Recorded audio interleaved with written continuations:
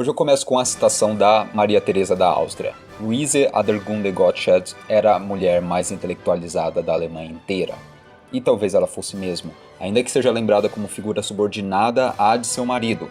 A Luise foi a primeira grande dramaturga mulher na Alemanha desde o século X, desde a Roswitha von Gundensheim, e escreveu uma peça sobre a qual falaremos hoje com apenas 23 anos de idade. O trabalho dela e do Gottsched, o camarada do último vídeo, e seu marido, está intimamente ligado. Talvez depois de Goethe, Schiller e Marx Engels, eles formam a dupla dinâmica que mais influenciou e alterou a cultura do seu país. Comecemos com algumas datas. Em 1729, o casal Gottsched se conhece em Danzig, na atual Gdansk, na Polônia. Luise tem apenas 16 anos e, como isso não dava cadeia, um se encanta com o outro. Uma extensa correspondência se inicia aí.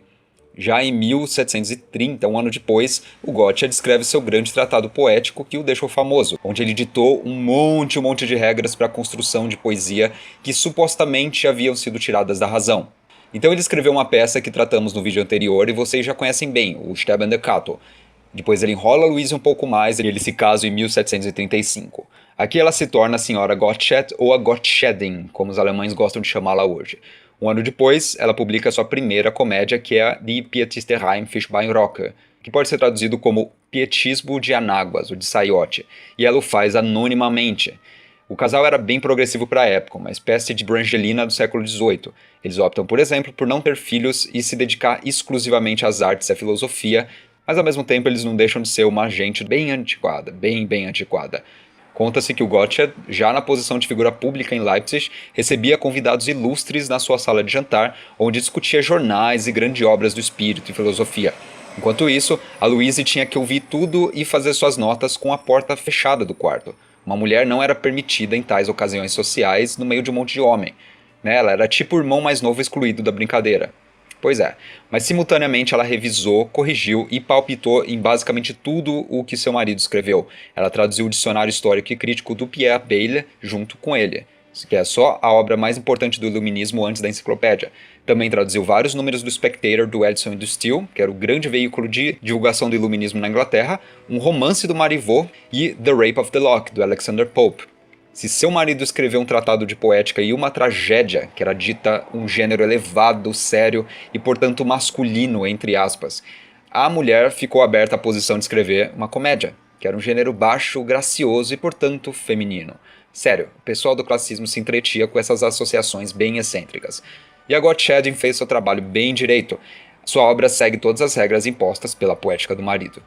A peça, por exemplo, se passa só em uma casa de uma família na cidade de Königsberg, ou seja, ela segue a unidade de lugar neoclássica num espaço de poucas horas, ela segue a unidade de tempo, e meio a gente simples, ela segue a regra do decoro.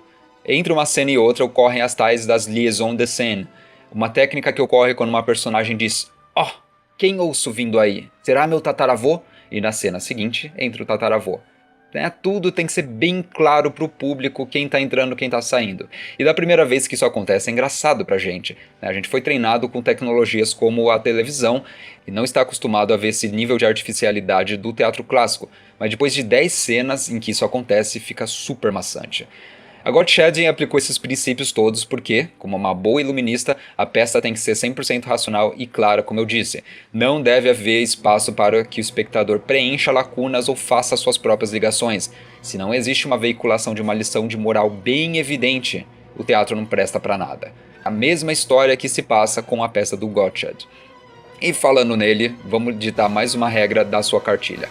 A comédia não é nada além do que uma imitação de uma ação viciosa, a qual diverte o espectador por meio de sua substância risível, mas simultaneamente é capaz de edificar.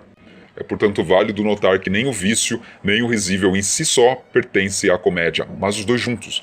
Muitas coisas vão contra a virtude, que são mais puníveis do que sórdidas, ou mesmo mais repulsivas do que risíveis.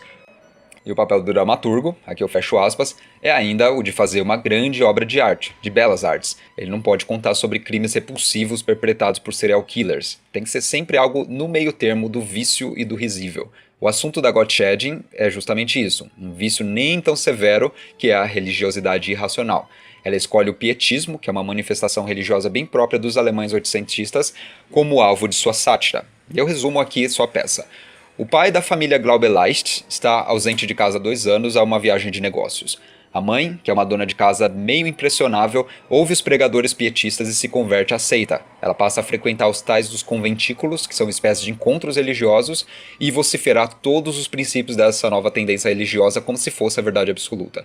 A manifestação de fé do pietista é sempre bem emocional, exagerada. Ele chora, clama por Deus de olhos fechados, desmaia, treme, se esperneia no chão e acentua sempre o momento do seu Wiedergeburt, do seu renascer, o renascimento. Os sectários pietistas eram encorajados pelos líderes do movimento, por exemplo, a escrever romances. São as tais das confissões, em que começassem na infância a relatar seus pecados e erros cometidos desde cedo, até o momento em que entraram para a seita e se tornaram novos homens e mulheres. Esse é o momento de clímax e de virada nas narrativas. Esse tipo de literatura vendeu bastante até o século XIX e a Gottscheding achava extremamente extravagante e ruim. A dona Glaubeleistin da peça, portanto, é um retrato perfeito dessa nova convicta. A sua filha, Luischen, está prometida em casamento para um homem há tempos, mas, uma vez que os pietistas entram na sua casa e começam a frequentar a vida da família, a mãe vai se convencendo a casar a garota com outro cara, que é o Sr. Muckersdorf, um homem santo. Aqui a gente entende que os religiosos são usurpadores, só querem fazer o tal do Muckersdorf se casar com a menina, porque isso os faria embolsar 3.000 florins para si. Isso é uma quantia de dinheiro bem alta. No final, o tio da menina confronta todos os envolvidos, tanto a mãe quanto os religiosos, dá um jeito de chamar o pai da família de volta de viagem para acabar de uma vez por todas com aquela bagunça. E o pietista Mor, o tal do Scheinfromm, é posto na parede revelado como um picareta. A mãe aparece como uma pessoa de cabeça fraca, a ordem patriarcal representada pelo pai é retomada e todo mundo acaba feliz. Os vícios foram corrigidos, nada de ruim aconteceu e o poder da peça está em seu riso libertador. Ela aponta para um quadro familiar que espelha uma realidade social, revela o ridículo de certas tendências modernas e ainda ensina o seu público a ficar mais esperto com enganadores ao estilo do Edir Macedo.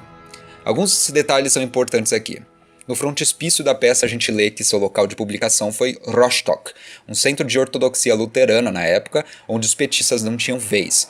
A mesma coisa para a cidade de Wittenberg, a cidade onde o Martinho Lutero trabalhou no começo da Reforma, que é citada mais de uma vez na peça.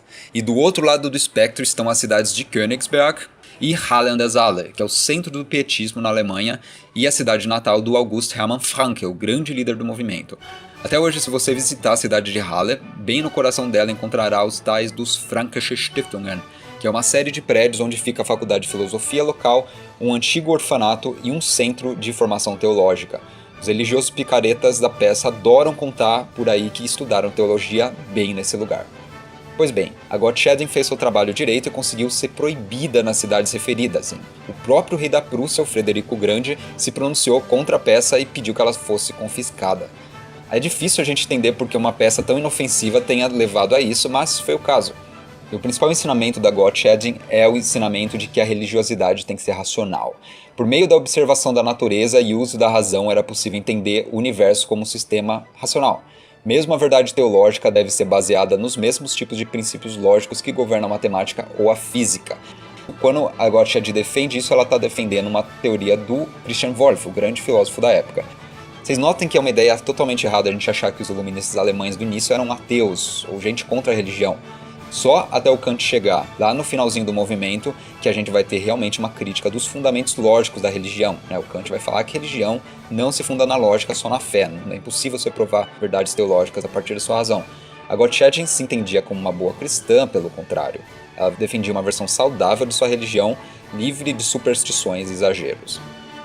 A gente tem uma cena no ato 4, cena 1, em que a Glaubeleistin e mais duas amigas se sentam para escrever um tratado de teologia chamado, eu cito, Compilação de disputas mais bem selecionadas sobre os artigos de religião mais complicados, os doutores das escrituras sagradas e das faculdades teológicas, publicado para o uso e instrução, escrito pelas mulheres Glaubeleichterin, Seufzerin e Zankerheimin. Elas não conseguem passar do primeiro parágrafo durante a cena, discutindo sobre metáforas de inspiração religiosa absurdas e que parecem muito com o linguajar de cultos pentecostais hoje, uma linguagem que beira o misticismo, e é justamente o que a Gottscheding quer condenar. Daí no ato 4, cena 7 pra frente, ela começa a defender a ortodoxia luterana, e como a gente viu, esses são ensinamentos que ela quer passar, e tudo é feito com humor bem leve. Isso começa pelo nome das personagens. O nome dessa personagem principal, a Glaubeleichterin, pode ser traduzido como fé leve, fé manuseável. A outra amiga dela, a Seufzerin, seria a suspiradora. A pessoa fica chorando, suspirando o tempo todo. A outra, Zankenheimin, seria uma mistura da palavra ralhadora ou megera com o termo Heim, que é um final comum de sobrenome. E por aí vai, ela sempre faz essa ligação e os leitores históricos dessa peça sabiam desde o começo quem era uma personagem condenável, quem não era. A gente tem, por exemplo, Wackermann, que é o homem honesto, e ele, é claro, vai ser alguém que está do lado da razão. Ele vai corrigir a Glaube Leichterin e chamar o seu marido de volta para casa. Tudo é muito óbvio, tudo segue o princípio de racionalização do conteúdo dramático defendido pelos luministas. E com isso, a Gottsched inaugura o gênero da comédia de tipo saxã, que foi um gênero que durou o século XVIII inteiro. Existe um trecho definitivo que explica o título esquisito dessa peça, o pietismo de Anáguas, ou pietismo de Saiote. A gente tem o Herr Wackermann, o cunhado da Glaube Leichterin, e ele diz: O que diria o mundo se vocês mulheres quisessem se meter com assuntos jurídicos assim como estão se metendo com teologia? Não ririam de vocês? E a Glaube Leichterin diz: O senhor deve nos tomar por uma gente muito tonta. Ele diz: Por tontas? Não. Vocês sabem tudo o que devem. Coser, tricotar, bordar e tantas outras coisas que cabem a seu sexo, mas de teologia vocês não sabem nada. O que é engraçado para Gottschedin e seu público é o fato de mulheres fugirem da sua esfera e se meter com assuntos dos homens.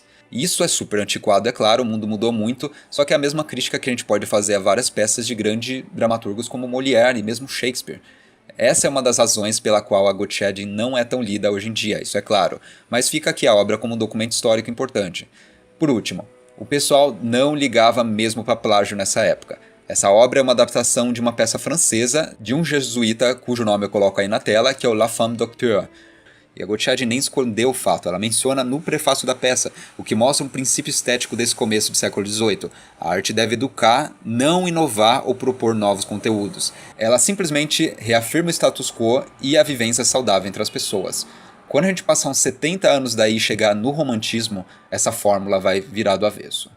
E a gente se vê na próxima no Literatura em 10 Minutos.